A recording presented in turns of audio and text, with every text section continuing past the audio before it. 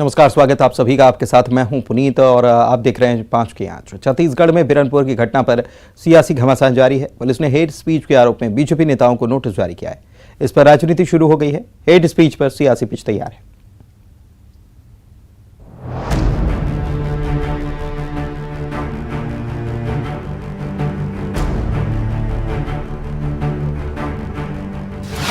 बिरनपुर की घटना को लेकर जारी सियासी घमासान के बीच प्रदेश सरकार अब एक्शन की तैयारी में है। घटना को लेकर सीएम भूपेश बघेल बीजेपी पर आग में पेट्रोल डालने का आरोप लगा चुके हैं और अब बीजेपी के 8 नेताओं को पुलिस ने नोटिस जारी कर दिया है। पुलिस ने कांग्रेस की शिकायत पर यह कार्रवाई की है। बीजेपी नेताओं पर हेट स्पीच का आरोप लगाया गया है। इस कार्रवाई पर सियासत शुरू हो चुकी है। हालांकि सीएम भूपेश बघेल ने कहा कि जो समाज में नफरत फैलाने का काम करेगा उसके खिलाफ कानून के तहत कार्रवाई की जाएगी। यदि समाज में कोई नफरत फैलाने की कोशिश करेगा,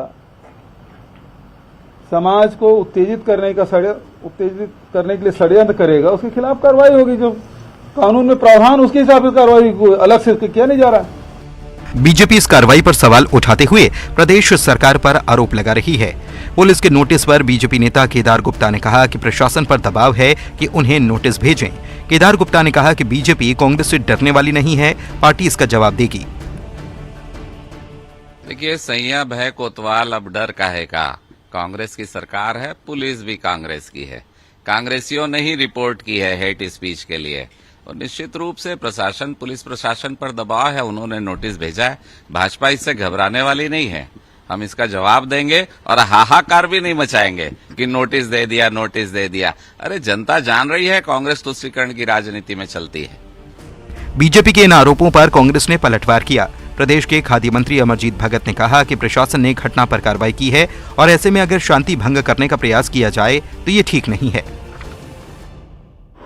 जो लोग भी शांति भंग करने की कोशिश करें, लोगों को भड़काने का काम करें, दंगा जैसी स्थिति लाने का कोशिश करें, वो किसी भी समाज के लिए उचित नहीं है। ये गांधी का देश है। शांति और भाईचारा का संदेश हमेशा से देते रहा है और हम सब लोगों का नैतिक जवाबदारी है कि हम लोगों को समझाएं, सामाजिक वातावरण, आपसी सामंजस्य शांतिपूर्ण रहे। बीजेपी पुलिस के नोटिस को सियासी कार्रवाई बता रही है तो सरकार बीजेपी पर शांति भंग करने के आरोप लगाते हुए पुलिस के एक्शन को कानूनी बता रही है। ये बयान बता रहे हैं कि हेट स्पीच पर प्रदेश में सियासी पिच सज चुकी है। आरोप प्रत्यारोप, वार पलटवार का दौर भी जारी है। Bureau report, news 18।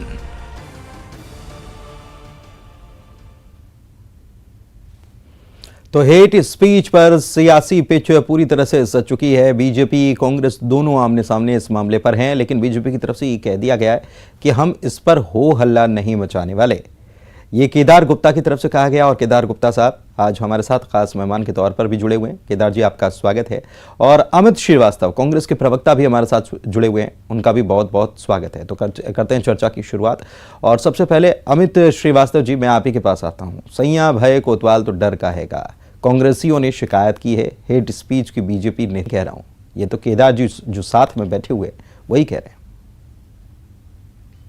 देखिए, बड़ा दुख का विषय है कि आज जिनके खिलाफ रिपोर्ट की गई थी और जिनका नाम आया है, कहीं ना कहीं जिनका आपने नाम लिया, केदार गुप्ता जी, हमारे बड़े भाई हैं। रेगुलर हम लोग डिबेट में बैठते हैं और मुझे दुख हो रहा है, लेकिन मैं आपके माध्यम से बता दूं कि हमारे साथियों ने भड़काऊ पोस्ट और धार्मिक विद्वेष फैलाने की नियत से किए गए जो ट्वीट, फेसबुक और अखबारों की बयानबाजी की कटिंग्स, एसपी रायपुर को उन्होंने कंप्लेन की थी कि जो बिरनपुर हिंसा मामले में बीजेपी के कुछ नेताओं के द्वारा भड़काऊ पोस्ट शेयर किए जा रहे हैं, उसकी जांच की जाए। तो उन्होंने अपने आईटी सेल को उसका जिम्मा दिया जांच करने का, और जांच करने के उपरांत 8 लोगों को नोटिस दिया गया है और उनको 17 तारीख के 2 बजे तक अपना जवाब, अपना पक्ष रखने का सिविल लाइंस थाने में 2 बजे तक का समय दिया गया है। अब आपको मैं बता दूं कि पिछले कई केसेस में सुप्रीम कोर्ट हेट स्पीच के मामले में सुप्रीम कोर्ट ने बहुत कड़ा रुख अख्तियार किया है। और उन्होंने तो यहां तक कह दिया था कि भड़काऊ भाषण और हेड स्पीच और कुछ पोस्ट डालना, कहीं ना कहीं कोर्ट ने हेड स्पीच पे निजात पाने के लिए धर्म को राजनीति से अलग करने के लिए कहा था। दूसरा कंटेंट आपके माध्यम से मैं बता दूं कि सभी धर्मों को एक साझा दुश्मन उन्होंने कहा था, एक ही दुश्मन है, वो है नफरत। और अपने मन से नफरत को निकालने का उन्होंने कहा था ये हेड स्पीच तभी हमको निजात मिलेगी क्योंकि हमारी सभ्यता, हमारा ज्ञान सनातन है। इस पर लगाम लाने के लिए राज्य सरकार को फटकार भी लगाई थी, क्योंकि उन्होंने कहा था ये मुद्दा नाजुक है, लोगों की धार्मिक भावनाओं से जुड़ा मुद्दा है, इस पर तुरंत कार्रवाई करना चाहिए। और उन्होंने एक कड़ा रुख अख्तियार करते हुए आप लोगों के लिए भी कहा था कि लोकतंत्र का चौथा स्तंभ कहलाने वाले मीडिया की इसमें अहम भूमिका है, लिहाजा उनका भी फर्ज बनता है कि जो नफरत फैलाते हैं उनके खिलाफ उनको बेनकाब करते हुए उनके खिलाफ उस संबंधित राज्य सरकार को कार्रवाई करने के लिए मजबूर करें। मतलब सुप्रीम कोर्ट ने भी माना है कि कहीं ना कहीं ये जो धार्मिक भावनाएं और विद्वेष फैलाने के मकसद से किया गया पोस्ट कहीं ना कहीं लोगों की भावनाओं को आहत पहुंचाता है और इससे दूर रहना चाहिए। और मैं फिर आपके माध्यम से कह रहा हूं कि छत्तीसगढ़ समरसता का गढ़ है।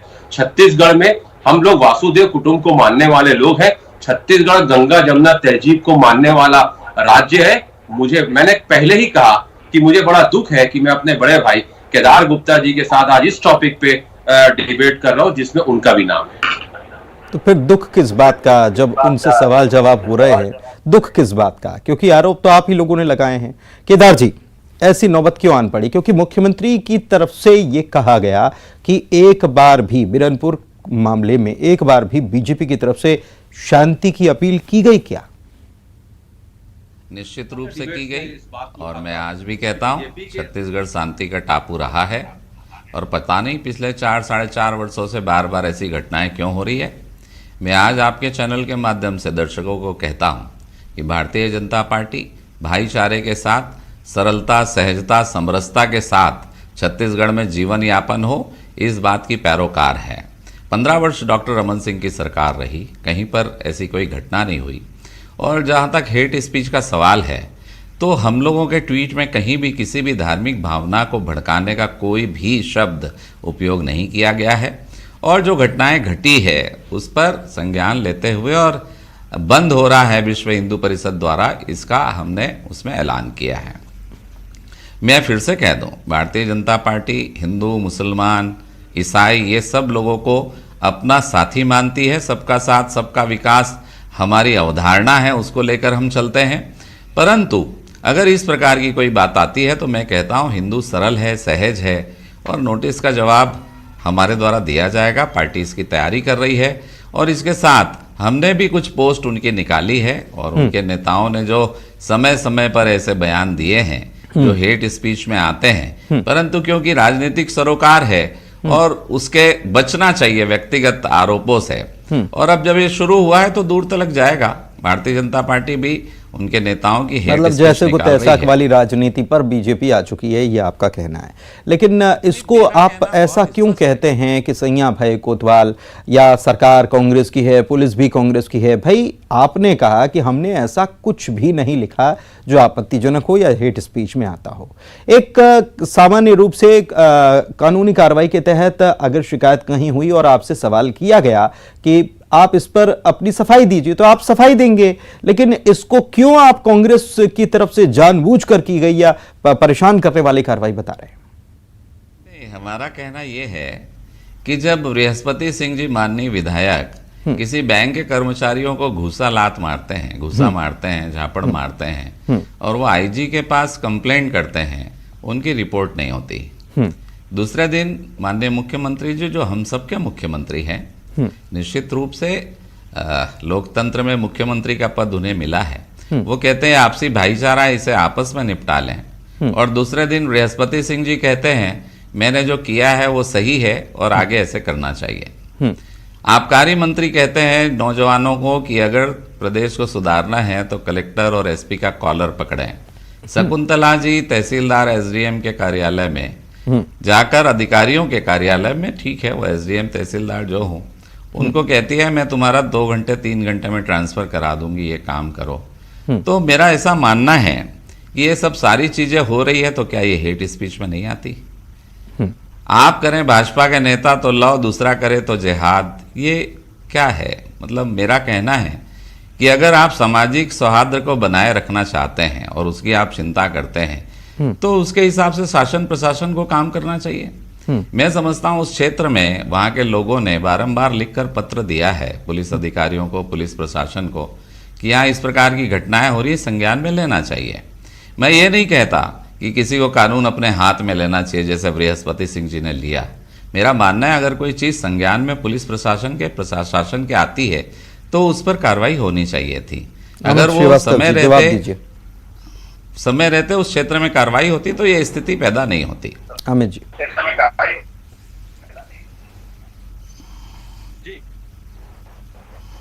सुन पा रहे हैं अमित जी? जी जी जी पूछिए। सुन रहे होंगे आप, केदार गुप्ता जी बहुत सारे गंभीर आरोप लगा रहे हैं कि अपने ही पार्टी के लोग जब ऐसा कुछ उल्टा सीधा करें तो एफआईआर तक नहीं होती। और इन्होंने तो ये भी कहा कि इन्होंने कुछ ऐसा लिखा नहीं है लेकिन फिर भी आप लोग जानबूझकर ऐसे काम करवा रहे हैं, जबकि इसकी शिकायत पहले ही था कि वहां पर कुछ ठीक नहीं चल रहा है, इसको लेकर शिकायत की गई थी। देखिए, बड़ी जिम्मेदारी के साथ और जवाबदारी के साथ मैं आपको बताना चाहता हूँ, ये भूपेश बघेल जी की सरकार है और जब लोग कहते हैं भूपेश है तो भरोसा है, वो ऐसे ही नहीं कहते। 4.5 साल लग गए साहब इस क्रेडिबिलिटी को बनाने में, और अगर आपने गलत नहीं किया तो आपके साथ गलत नहीं होगा। और अभी आपको 17 तारीख को अपना पक्ष रखने के लिए पुलिस ने कहा है। अगर आपने नहीं कुछ ऐसा डाला है, आपके लोगों ने नहीं डाला है, तो आप मजबूती से अपना पक्ष रख सकते हैं। ऐसा कोई कार्रवाई किसी के ऊपर नहीं हुई है, उनको अपना पक्ष रखने के लिए नोटिस दिया गया है कि 17 तारीख के 2 बजे तक आप अपना पक्ष रखिए, अपना जवाब प्रस्तुत करिए। और अच्छी बात है अगर उन्होंने ऐसा कुछ नहीं किया, अगर उन्हें ऐसा लगता है तो। लेकिन मैं फिर आपके माध्यम से बता दूं कि ऐसे समय में कम से कम पोस्ट करने से पहले, क्योंकि हम लोग सार्वजनिक जीवन में हैं, लोग हमारे पोस्टों को पढ़ते हैं, तो मुझे ऐसा लगता है कि बचना चाहिए, सब चीजों से बचना चाहिए। मैंने बीजेपी के अलावा और कितने लोगों पर ये कानूनी कार्रवाई है, इनको नोटिस दिया गया है? 8 लोगों को अभी जो जांच हुई थी, आईटी सेल ने जांच किया था, उसमें 8 लोगों को नोटिस दिया गया है और ये कहा गया है कि 17 तारीख के 2 बजे तक आप अपना पक्ष रखिए। ठीक है। केदार जी, ये बार बार आरोप लगते हैं बीजेपी पर कि बीजेपी उकसावे का काम करती है, उकसाने की कोशिश करती है। क्या आपका इस पर जवाब है? क्योंकि मुख्यमंत्री खुद ये कहते हैं कि बीजेपी घी नहीं बल्कि पेट्रोल डालती है आग में। नहीं, देखिए पुनीत जी, बहुत स्पष्ट है, भारतीय जनता पार्टी ऐसे कोई काम नहीं करती। आज पूरे देश में बहुत राज्यों में भारतीय जनता पार्टी की सरकार है और वहाँ दंगे बंद हो चुके हैं। मैं लखनऊ की बात करूं तो हमारे मुसलमान भाई वहाँ शिया और सुन्नी के भी दंगे हुआ करते थे और आज वो भी बंद है। तो एक समाज के ही लोग आपस में जो लड़ाई करते थे वो भी रुक चुकी है। वह भारतीय जनता पार्टी की सरकार है। गुजरात में ऐसा होता था, वहाँ पर भी वो दंगे रुक चुके हैं। मैं फिर से कहूँगा, हम चाहते हैं कि पूरा देश और छत्तीसगढ़ प्रदेश शांति का टापू बना रहे, शांति का देश बना रहे, परंतु अगर कहीं पर किसी भी बात को लेकर कोई समाज आंदोलित होता है, वो शिकायत करता है और उसकी शिकायत पर अगर कोई कार्यवाही नहीं होती है तो क्या हम विपक्ष में रहने के नाते उसकी आवाज नहीं उठाएं? उस क्षेत्र की जनता कहती है कि वो लोग परेशान है, एक धर्म विशेष के लोग। मैं कहूंगा कि बारंबार वहां पर जिहाद की घटनाएं हो रही है, तो उसके लिए अगर उन लोगों ने पत्र लिखा था तो शासन प्रशासन को संज्ञान में लेना था और उन्होंने नहीं लिया। भारतीय जनता पार्टी अगर इस बात को कहती है तो बुरा कहाँ है? अगर वो ये चाहते हैं कि हम मुंह में टेप लगाकर बैठ जाएं तो ये संभव नहीं होगा। अमित श्रीवास्तव जी, विपक्ष की जिम्मेदारी होती है लोगों की आवाज को आगे बढ़ाना, ऊपर उठाना, उनके मुद्दों को बताना। अगर ये बीजेपी ने किया तो इसमें गलत क्या है? क्यों आप लोगों को लग रहा है कि ये बीजेपी भड़काऊ काम कर रही है? मुख्यमंत्री तो कहते हैं कि पेट्रोल डालने का काम करती है बीजेपी, क्यों? कहा था वो समझना बहुत इंपॉर्टेंट है। जब उनकी 3 डिमांड्स आई थी, ईश्वर साहू जी जो भुवनेश्वर साहू जी के पिताजी थे और हमारे साथी जब उनसे मिलने गए थे तो 3 मांग उन्होंने रखी थी और तीनों मांग मुख्यमंत्री जी ने त्वरित ही स्वीकृत कर दिया था। और उसके बाद इनके एक पूर्व मंत्री ने कहा था कि वही मांग को उन्होंने दोहराया था और इसके पूरा करना चाहिए।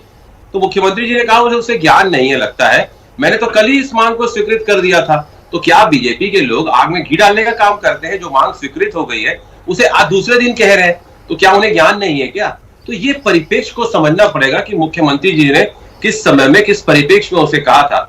मैं फिर आपके माध्यम से कहना चाहता हूं कि बीजेपी के लोग जब छत्तीसगढ़, और रही बात, हम विपक्ष को कभी दबाना नहीं चाहते, लोकतंत्र में विपक्ष का होना अति आवश्यक है। और हम तो खुद इस देश में जिस प्रकार से अभी माहौल चल रहा है, इस देश में जो हुक्मरान बैठे हैं उन्होंने कई परिभाषाओं को बदलने का काम किया है। हम ऐसा बिल्कुल भी कोई काम नहीं करना चाहते, ना हमने पहले किया है, ना हम आज कर रहे हैं, ना हम आगे करना चाहते हैं। रही बात, अभी बहुत ही सम्मानित केदार भैया ने कहा कि आवाज उठाना हम मुंह में टेप लगाएंगे, ऐसा पॉसिबल नहीं है। आप उठाइए, अगर कुछ गलत हो रहा है निश्चित तौर पे उठाइए, लेकिन कहते हैं ना, शब्द शब्द सब कोई कहे, शब्द के हाथ ना पाओ, और एक शब्द औषधि करे और एक शब्द करे घाव। तो आपको उठाने के लिए अभिव्यक्ति की आजादी आपको भारत के संविधान ने दी है, लेकिन आपकी आजादी किसी के लिए आतंक मत बने, ये भी हमें देखना पड़ेगा सार्वजनिक जीवन में रहते हुए। आप आवाज उठाइए, लेकिन आवाज उठाने के लिए आपको भड़काऊ भाषण और भड़काऊ पोस्ट डालने की आवश्यकता नहीं है। मैं बड़ी जिम्मेदारी के साथ आपसे कहता हूं कि आप आवाज उठाइए। छत्तीसगढ़ में कहीं आपको कोई रोकने वाला कोई आपको परेशान नहीं करेगा। भूपेश बघेल जी की सरकार है और हमारा ये मानना है कि लोकतंत्र, लेकिन ये अमित श्रीवास्तव जी, मेरा ये सवाल है कि विपक्ष के पास आपने कहा कि मुद्दे उठाने में कोई दिक्कत नहीं है, लेकिन ये तय कौन करेगा कि विपक्ष की तरफ से जो मुद्दा उठाया जा रहा है वो मुद्दा है? क्योंकि आप तो कहते हैं कि मुद्दाविहीन है विपक्ष, आपके हिसाब से तो मुद्दा ही नहीं है विपक्ष के पास। अगर आप देखेंगे तो जिस प्रकार के मुद्दों पे उन्हें लड़ाई लड़नी चाहिए, आप देखिए कि पिछले 4.5 सालों में जो हमारी सरकार ने जन कल्याणकारी योजनाओं पे काम किया है, हकीकत में छत्तीसगढ़ में बीजेपी पूरी तरीके से मुद्दाविहीन हो गई है। अब ये जो मुद्दे उठाते हैं, आपने ठीक कहा, मैं एक केस का रेफरेंस देना चाहता हूं, Maharashtra government versus state of union जो केस था, उसमें कोर्ट ने कहा था कि हेड स्पीच क्या होती है, ये भी उसने पूरा वो दिया है कि क्या हेड स्पीच होना चाहिए। तो मुझे लगता है जब पुलिस सारी चीजों की जांच करेगी और इनका भी जवाब आ जाएगा, तो सारी चीजों को पक्ष में और विपक्ष में रखते हुए सारी चीजों को देखेंगे वो, उसके बाद डिसाइड करेंगे कि कौन कौन जो पोस्ट डाले हैं उनका कंटेंट जो है वो भड़काने वाला था, उनका कंटेंट जो था वो धार्मिक विद्वेष फैलाने वाला था। ये सारी चीजें डिसाइड उसको देखने के बाद शायद पुलिस करेगी। केदार गुप्ता जी, अभी पूर्व नेता प्रतिपक्ष जो है उनकी तरफ से बयान आया कि बाहरी लोगों को लाकर बसाया जा रहा है छत्तीसगढ़। क्या है तर्क इसके पीछे? क्या ये हेट में नहीं आता कि बाहरी लोग कौन हैं? छत्तीसगढ़ में बाहरी कौन हो सकता है? और इसकी वजह से दंगे फैल रहे हैं, तो ऐसे में तो जो लोग रह रहे हैं, बाहरी लोग अगर हैं भी, छत्तीसगढ़ के मूल निवासी नहीं हैं, तो उनके प्रति तो लोगों में नफरत की भावना आएगी। क्या आपको लगता है ऐसा होगा? नहीं, ऐसा नहीं है। देखिए क्या होता है, जैसे एक मोहल्ला है, एक गांव है, एक वार्ड है, वहां लोग पुराने हिसाब से रहते हैं, आपस में पारिवारिक मेल जो होता है, चाहे हिंदू हो चाहे मुसलमान हो। परंतु जो नए लोग आते हैं वो एक दूसरे से प्रेम करने में समय लग जाता है और वो जल्दी आक्रोशित हो जाते हैं, क्योंकि उनका कोई पुराना संबंध एक दूसरे से नहीं होता है, एक दूसरे के विचारों को नहीं समझ पाते हैं। इस परिप्रेक्ष्य में उनका कहना है तो ये गलत कहाँ है? ये तो मानवीय स्वभाव है, हम सब जानते हैं, आप भी जानते हैं। मेरे संविधान के अनुच्छेद में साफ तौर पर संविधान में इस बात का जिक्र है कि कोई भी भारतीय कहीं पर भी रह सकता है, आ जा सकता है, तो फिर इस पर आपत्ति कैसी है? और उनका यह कहना है कि इसकी वजह से ये घटनाएं बढ़ी हैं। नहीं, हम सम्मान करते हैं हर भारतीय नागरिक का, किसी भी धर्म का हो, समाज का हो, हम सम्मान करते हैं। परंतु इस प्रकार की घटनाओं का कारण भी तो ये हो सकता है कि आपसी में मेल जोल नहीं है, एक दूसरे को जानते पहचानते नहीं है, छोटी छोटी बात में हम आक्रोशित हो जाते हैं नए लोग, और इस प्रकार की घटना हो सकती है। और नए लोग कितने आकर बसे, ये तो वोटर लिस्ट में जो नाम जुड़े हैं उसके आधार पर आप निकाल सकते हैं कि ऐसा हम क्यों बोल रहे हैं। आज शांत तरीके से आपने केदार जी ये बात कही, लेकिन कल ही जब ये चर्चा चल रही थी तो कुछ और ही आप ही की पार्टी के जो प्रवक्ता हैं उनकी तरफ से कुछ और ही रुख इस पर था। बहरहाल बहुत शुक्रिया चर्चा में शामिल होने के लिए। इस मुद्दे पर आज की डिबेट में इतना ही। आप दोनों मेहमानों का धन्यवाद।